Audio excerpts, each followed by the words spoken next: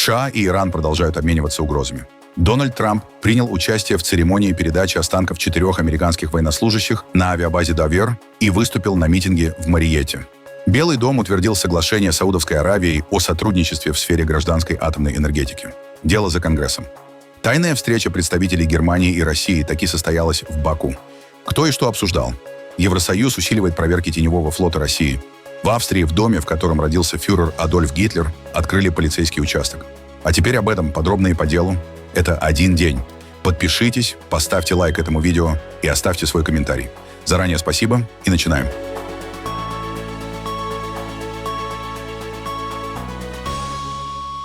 Конфликт вокруг Ирана продолжает набирать обороты.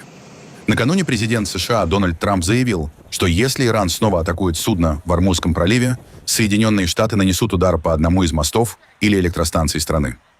С этого момента каждый раз, когда Исламская Республика Иран откроет огонь по судну в Ормузском проливе, будь то с помощью ракеты, реактивного снаряда, беспилотника или любого другого оружия, Соединенные Штаты нанесут удар и уничтожат один мост или одну электростанцию, включая объекты, расположенные рядом с Тегераном или непосредственно в столице.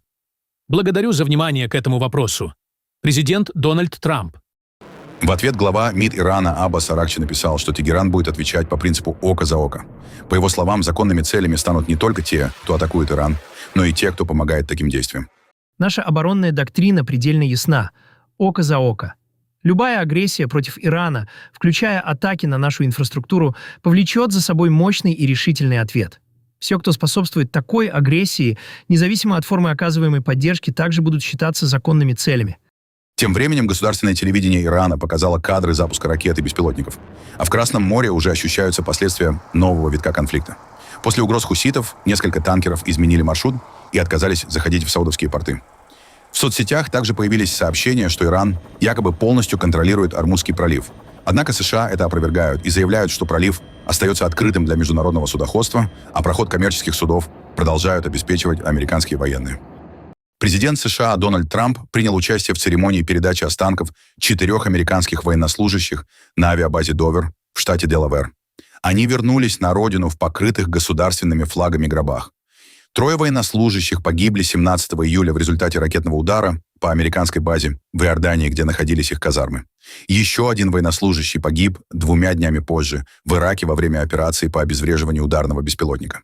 По данным Reuters, с начала войны с Ираном Соединенные Штаты потеряли 18 военнослужащих, а расходы Вашингтона на военную кампанию уже превысили $37 миллиардов. В Конгрессе США представители обеих партий продолжают обсуждать цели операции, ее стоимость и возможные сроки завершения конфликта. Дональд Трамп выступил на митинге в городе Мариета, штат Джорджия. В своей речи он почтил память 4 американских военнослужащих, погибших в ходе конфликта с Ираном, и рассказал о встрече с их семьями после церемонии на авиабазе Довер. Мы также побеждаем в Исламской Республике Иран и делаем все, чтобы они больше никогда не смогли сделать с нами то, что сделали со столькими людьми. Знаете, они убили более 52 тысяч протестующих. Людей, которые выходили на протесты, убили. Более 52 тысяч за последние 4 месяца. Но никто не хочет об этом говорить. Фейковые СМИ позади меня никогда об этом не упоминают. А я только что вернулся с авиабазы Довер. Это особое место. Очень важное, но часто очень печальное, потому что именно туда доставляют тела наших героев, наших патриотов, наших воинов. Их возвращают в Довер. Я был там много раз, но сегодня это было особенно тяжело. Я принял участие в церемонии достойной встречи останков 4 американских военнослужащих, погибших в конфликте с Ираном. Их доставили на американскую землю, на базу Довер. Оказалось, что одна из семей после церемонии направлялась в Джорджию. Прекрасная семья. Мать, отец, дядя погибшего. Я спросил, куда вы едете? Они ответили, после этого, сэр, мы едем в Джорджию. Они потеряли своего замечательного сына. Тогда я сказал, я тоже лечу в Джорджию. Если хотите, могу взять вас с собой на борту Air Force One. И они ответили, ничего себе, вот это да? Позже, уже на борту Air Force One, они говорили, невероятно, спасибо вам огромное. Но их сердца разбиты. Они просто убиты горем. Они не могли поверить, что оказались там. Они живут совсем рядом отсюда, буквально в нескольких минутах езды. И сегодня они здесь вместе с нами. Я сказал им, что мы сегодня чтим память их замечательного сына. Это был действительно прекрасный человек. Когда я приезжаю в Довер, я всегда читаю личные досье погибших. У каждого молодого человека своя история. У кого-то в биографии есть какие-то ошибки, небольшие проступки. Но этот молодой человек был практически безупречен. Прекрасный сын, красивый, умный, всеми уважаемый. Его характеристика была просто замечательной. И я сказал об этом его родным. Его звали лейтенант Тайлер Фихан. Это был человек, которому была уготована большая карьера. Он стал бы генералом, и очень быстро. Все к этому шло.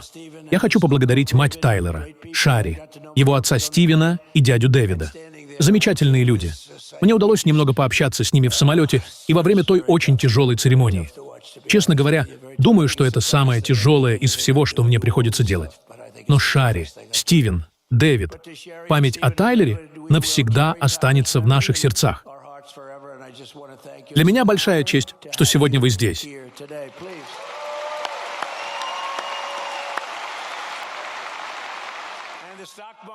Фондовый рынок установил новые рекорды. И это несмотря на то, что у нас сейчас происходит эта стычка. Я называю это стычкой. Даже на фоне этой стычки с Исламской Республикой Иран. Я называю это так, потому что, поверьте, по ним наносят очень сильные удары, и они хотят заключить сделку. Но, на мой взгляд, они пока к этому не готовы. Каждый раз, когда мы почти договариваемся, они хотят изменить условия. Они еще не готовы, но очень скоро будут готовы. Перед вылетом на авиабазу Довер в штате Делавэр Дональд Трамп заявил, что погибшие считали недопустимым появление у Тегерана ядерного оружия. Также он пообещал, что обстоятельства гибели военнослужащих будут расследованы. Я отправляюсь в Довер. Некоторые из вас полетят вместе со мной, чтобы почтить память наших героев. И они действительно великие герои. Каждый из них твердо говорил, нельзя допустить, чтобы у Ирана появилось ядерное оружие. И у Ирана его не будет. Мы едем, чтобы отдать им дань уважения. Для меня, как для президента, это одна из самых тяжелых обязанностей. Но это необходимо. Есть ли у вас обновления по расследованию обстоятельств их гибели? Нет, расследование продолжается. Его результаты будут опубликованы. Появились сообщения, что Иран целился по казармам. Не знаю. Но им придется дорого за это заплатить. Их сейчас просто уничтожают. Что вы скажете семьям погибших, если многие американцы выступают против этой войны? Американцы не против войны. Только что вышел опрос. Люди не хотят высоких цен на бензин, но они не против войны. Это было ясно показано. Никто не хочет, чтобы у Ирана было ядерное оружие. А вы хотите, чтобы у Ирана было ядерное оружие? Считаете, что это хорошо? Ну тогда пожалуйста. Что вы скажете семьям погибших? Я скажу только одно. Мы вас любим. Мы любим вашего ребенка. Для них это их дети. Здесь нет никаких игр. Это их ребенок. И все, что можно сделать, это открыть им свое сердце. Спасибо. Большое спасибо. Администрация Дональда Трампа готовится передать в Конгресс соглашение с Саудовской Аравией о сотрудничестве в сфере гражданской атомной энергетики. Документ предусматривает передачу американских ядерных технологий, однако не содержит ряда ограничений, которые Вашингтон традиционно требовал для предотвращения использования материалов в военных целях. По данным The Wall Street Journal, соглашение рассчитано на 30 лет. Оно позволит американским компаниям поставлять в королевство энергетические реакторы и другое оборудование. Кроме того, документ допускает строительство в Саудовской Аравии завода по обогащению урана, если совместные исследования подтвердят экономическую целесообразность такого проекта. В Эр-Рияде подчеркивают, что программа преследует исключительно мирные цели. Саудовские власти рассчитывают использовать собственные запасы урановой руды для производства электроэнергии, чтобы сократить внутреннее потребление нефти и увеличить объемы ее экспорта. Вместе с тем, инициатива вызывает вопросы у экспертов по нераспространению ядерного оружия. Особое внимание привлекает возможность обогащения урана на территории королевства, а также отказ Саудовской Аравии присоединиться к дополнительному протоколу МАГАТЭ, предусматривающему более широкий доступ международных инспекторов к ядерным объектам. В администрации Трампа считают, что отдельное двустороннее соглашение обеспечит достаточный контроль за американскими технологиями. Однако документ еще предстоит рассмотреть Конгрессу США, где ожидаются активные дискуссии о возможных последствиях для режима нераспространения ядерного оружия и безопасности на Ближнем Востоке. Бывший премьер-министр Израиля Нафтали Беннет раскритиковал возможное соглашение между США и Саудовской Аравией о сотрудничестве в сфере мирного атома. По его словам, разрешение на обогащение урана на территории королевства может усилить риски распространения ядерных технологий на Ближнем Востоке. Формирующееся ядерное соглашение между Саудовской Аравией и США, которое обсуждается в обход Израиля, это серьезный стратегический провал, ставящий под угрозу нашу безопасность. Обогащение ядерных материалов на территории Саудовской Аравии может привести к региональной гонке ядерных вооружений и опасной потере контроля. Никто не может предсказать, каким будет Ближний Восток через 10 или 20 лет. Именно по этому региону нужно меньше центрифуг, а не больше. Этот провал дополняет целую серию дипломатических неудач, объединенных одной ключевой проблемой — Израиль теряет влияние на собственную судьбу. Саудовская Аравия получает ядерные возможности без какого-либо прогресса на пути к нормализации отношений и ничего не отдавая взамен. Во всех этих процессах Израиль не сидит за столом переговоров. Израиль сам оказался на столе. Во время работы правительства, которое я возглавлял, мы не допустили ущерба для позиций Израиля и его безопасности. Мы говорили «нет», когда это было необходимо, и умели сохранять качественное военное и стратегическое преимущество Израиля на Ближнем Востоке. Парламент Болгарии одобрил временное размещение американских самолетов-заправщиков КИСИ-135 на авиабазе Безмер. Решение поддержали 136 депутатов, против проголосовали 13. По данным властей, на базе смогут находиться до 8 самолетов и около 250 американских военнослужащих в период с 24 июля по 1 октября. Министр обороны Димитар Стоянов заявил, что речь идет исключительно о самолетах обеспечения, а не ударной авиации. И подчеркнул, что Болгария выполняет свои союзнические обязательства перед США и НАТО. Ранее Иран предупредил Софию, что использование болгарской территории для возможных операций США против Тегерана сделает страну соучастником агрессии. Болгарское правительство эти обвинения отвергло. Президент Украины Владимир Зеленский встретился в Киеве с послом США при НАТО Мэтью Уитакером и представителями НАТО. По его словам, стороны обсудили поставки ракет для комплексов Patriot, оборонное сотрудничество и ситуацию на фронте. Кроме того, Зеленский сообщил о разговоре с представителями президента США Дональда Трампа, Стивом Уиткофом и Джаредом Кушнером. По его словам, дипломатическая работа по прекращению войны продолжается. Сегодня в Киеве был посол США при НАТО Мэтью Уитакер вместе с командующим специальной миссией НАТО по содействию безопасности и подготовке для Украины генерал-лейтенантом Базертом. Хорошая встреча. Мы говорили о системах Patriot для нас, для Украины. Нам нужны ракеты, чтобы защищать жизни наших людей. Не должно быть дефицита ракет для противодействия баллистическим угрозам, как это происходит сейчас, в последние месяцы. Нам очень непросто. Важно, чтобы партнеры помогали. Именно об этом мы сегодня говорили с Уитакером. Лицензии, ракеты — все это необходимо. Я прошу. Нужно быстрее и нужно больше, если честно. Мы также говорили о соглашении по беспилотникам с Соединенными Штатами, которое сейчас прорабатывают наши команды.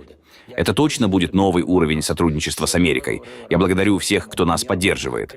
Только что мы вместе с Рустемом Умеровым, Кириллом Будановым, Сергеем Кислицей говорили с представителями президента США Стивом Уиткофом и Джаредом Кушнером. Дипломатическое направление, дипломатический процесс для нас продолжается каждый день. Мы не прекращаем попыток остановить эту войну. Это главное, чтобы россияне действительно были готовы к прекращению войны. Журналисты и эксперты изучили рассекреченные документы об иностранном вмешательстве в американские выборы, которые администрация Дональда Трампа опубликовала на прошлой неделе. Как отмечают Associated Press, Reuters и ряд других американских СМИ, материалы не подтверждают заявление президента о том, что ключевую роль во вмешательстве играл Китай. Вместо этого в документах содержатся данные, которые соответствуют прежним выводам американского разведывательного сообщества. Россия проводила масштабную кампанию влияния во время президентских выборов 2016 года. Речь идет о кибератаках, распространении дезинформации и публикации похищенных материалов с целью повлиять на общественное мнение. При этом журналисты отмечают, что новых доказательств, способных опровергнуть результаты предыдущих расследований или подтвердить заявление Трампа о масштабных фальсификациях выборов, в опубликованных документах обнаружено не было. В Баку могла состояться закрытая встреча представителей Германии и России. О возможных переговорах ранее сообщила британская газета The Times. Позже президент Азербайджана Ильхам Алиев заявил, что данные о перелетах подтверждают. Бывшие высокопоставленные политики из двух стран действительно одновременно находились в азербайджанской столице. По словам Алиева, власти Азербайджана заранее не знали о визите и не участвовали в организации встречи.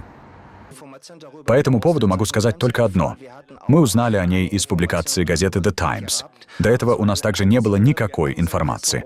Однако, поскольку речь шла о таком авторитетном издании, как The Times, мы решили проверить эти сведения. Вчера, перед моей поездкой в Берлин, я получил от Государственной пограничной службы Азербайджана информацию о том, находились ли одновременно в Азербайджане люди, упомянутые в статье The Times. И могу сказать, что эта информация подтвердилась.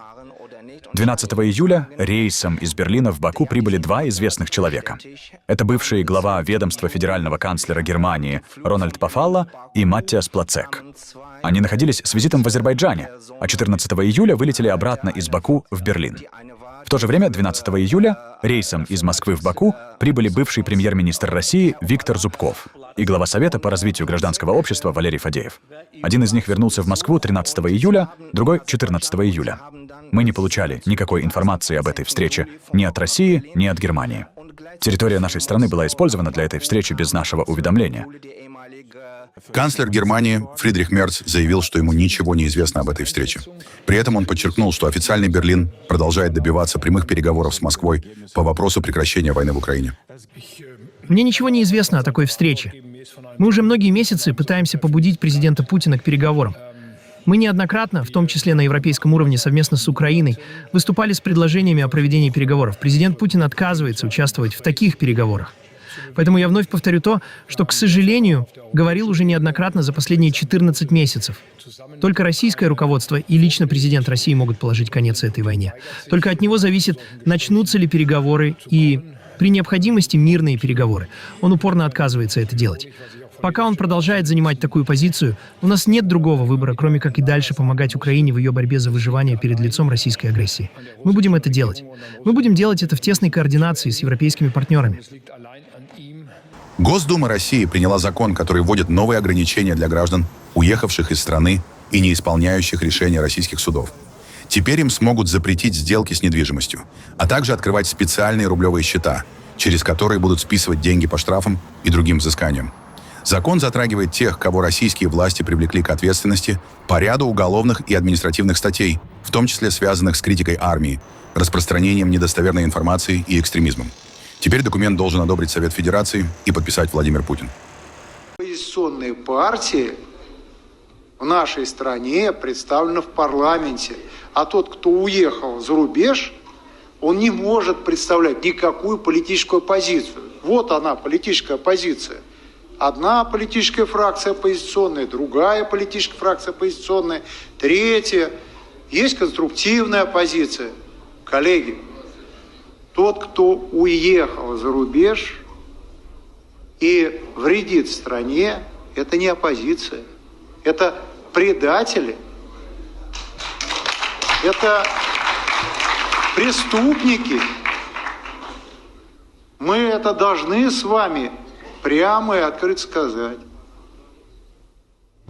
Через участие в деятельности оппозиционных партий можно представлять интересы граждан, участвовать в управлении государством, при этом свою позицию иную высказывать, оппонируя партии парламентского большинства, выступая со своей точки зрения в отношении решений правительственных. У нас все возможности с вами есть. Ну а тот, кто кормится с руки у иностранных государств, вот за эти печенки получает от госдепов и коллективного Запада, совершенно понятно, о чем речь идет. Евросоюз усиливает меры против так называемого российского теневого флота. Глава европейской дипломатии Кая Каллас сообщила, что 20 июля силы операции EUNAVFOR Med Irini поднялись на борт нефтяного танкера South Star для проверки флага. По данным ЕС, судно подозревают в использовании ложной регистрации в нарушении международного морского права. Брюссель считает, что подобные суда помогают обходить санкции и перевозить российскую нефть на мировые рынки. Кроме того, страны ЕС разрешили операции EUNAVFOR Atalanta проводить аналогичные проверки других подозрительных судов. Япония сообщила о прохождении российского разведывательного корабля «Прибалтика» через пролив Лаперуза между островом Хоккайдо и Сахалином. По данным Министерства обороны страны, за его передвижением наблюдал корабль морских сил самообороны. Инцидент произошел спустя несколько дней после завершения совместных российско-китайских военно-морских учений «Морское взаимодействие-2026». После маневров корабли двух стран продолжили совместное патрулирование в западной части Тихого океана. Во время этого похода Япония также зафиксировала проведение китайским эсминцем боевых стрельб в своей исключительной экономической зоне. В Токио заявили, что внимательно следят за растущей военно-морской активностью России и Китая в регионе. Дом, в котором в 1889 году родился Адольф Гитлер, официально открылся после реконструкции как полицейский участок. Таким образом, австрийские власти рассчитывают поставить точку в многолетних спорах о судьбе здания и исключить возможность его использования как место поклонения для ненацистов. Государство принудительно выкупило дом у владельцев в 2017 году, а спустя 2 года приняло решение разместить здесь отделение полиции. На фасаде теперь только одна новая надпись «Полиция», а перед зданием сохранили мемориальный камень с надписью «За мир, свободу и демократию. Никогда больше фашизма». Местные власти отмечают, что в последние годы количество инцидентов, связанных с посетителями дома, значительно сократилось. При этом в памятные даты полиция продолжает усиливать меры безопасности. В Австрии запрещены нацистская символика и нацистское приветствие. Несмотря на завершение проекта, он по-прежнему вызывает дискуссии.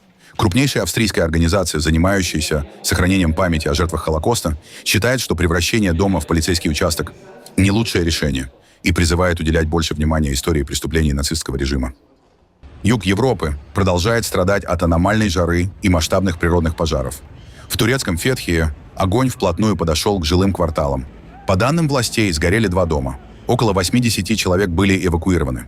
В тушении задействованы 14 вертолетов, 5 самолетов, более полусотни пожарных машин и почти 400 спасателей. Во французском департаменте Вар сразу несколько лесных пожаров охватили большие территории.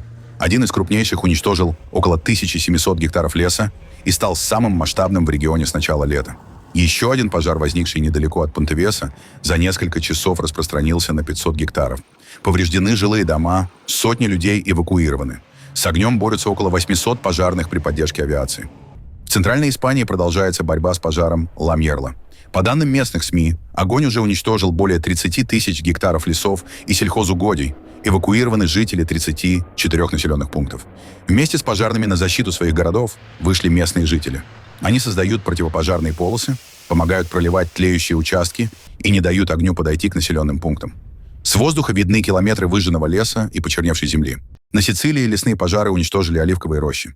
Фермеры говорят, что потеряли не только урожай этого года, но и сами деревья, которые обеспечивали будущие сборы. Высокая температура и сильный ветер продолжают осложнять работу пожарных. От экстремальной жары страдают и животные.